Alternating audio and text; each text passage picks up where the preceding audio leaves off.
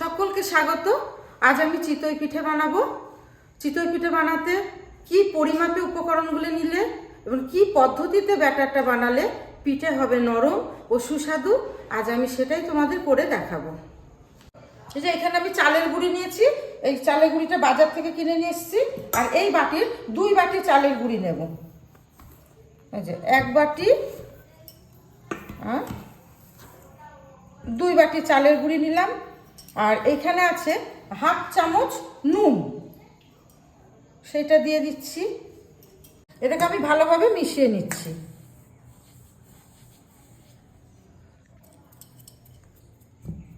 তিন বাটি জল আমি উষ্ণ গরম করে রেখেছি। এই যে আঙুল ডোবানো যাচ্ছে, এই দিয়ে আমি এবার এই ব্যাটারটা তৈরি করব। করে জল দিয়ে আমি এই ব্যাটারটা তৈরি করব।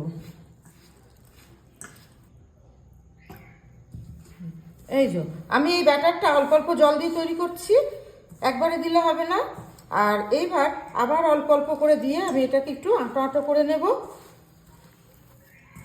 এই যে দেখুন আপনারা, সুন্দরভাবে আঁটো আঁটো হচ্ছে।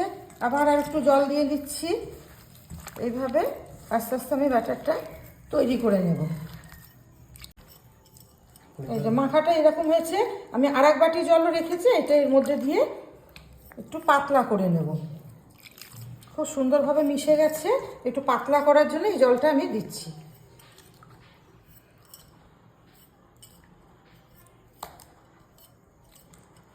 এভাবে গুলিয়ে নিতে হবে।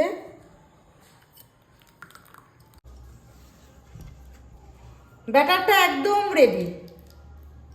এটা আমি এখন 10 মিনিট রেস্টে রাখছি।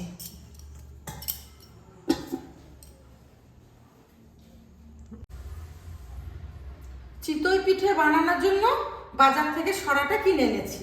সহজে আর খুব সুন্দরভাবে পিঠে তোলার জন্য আমি সরাটা তুষ দিয়ে পোড়াতে দিয়েছি। জল ব্যবহার করব না। সরাটা এইভাবে পোড়ালে পিঠে বানানো খুব সহজ হয়ে যাবে। আপনারা ধানের তুষ অথবা কাঠের গুঁড়ো ব্যবহার করতে পারেন। গ্রাম্য এই টিপসটা প্রয়োগ করে একবার দেখতে পারেন। আর ঝুঁটিটা পোড়ানোর কোনো প্রয়োজন নেই। এই যে সরাটা পুড়ে গেছে ভালোভাবে, আর তুষগুলো পুড়ে গেছে। এইটা এবার পিঠে তৈরি করার জন্য উপযুক্ত হবে। আমি এটা ফেলে দিয়ে ন্যাকড়া দিয়ে মুছে নিলেই হবে।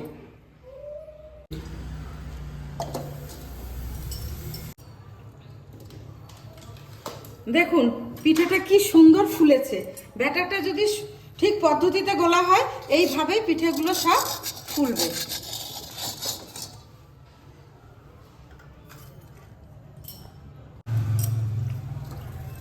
দেখুন পিঠেটা কি সুন্দর ফুলেছে।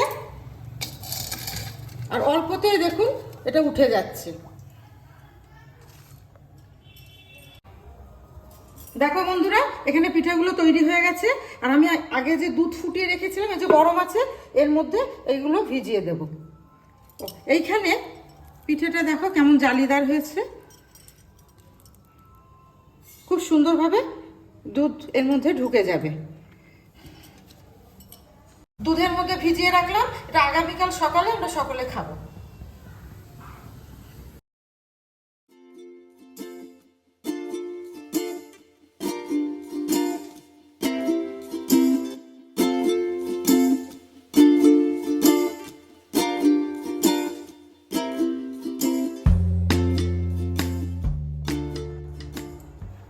এখানে কিছু পিঠে আমি দুধের মধ্যে ভিজিয়ে রেখেছি, আগামীকাল সকালে সকলেই খাবো।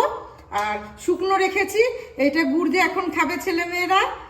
ভিডিওটি ভালো লাগলে লাইক করবেন, শেয়ার করবেন, প্লিজ সাবস্ক্রাইব করবেন। টাটা।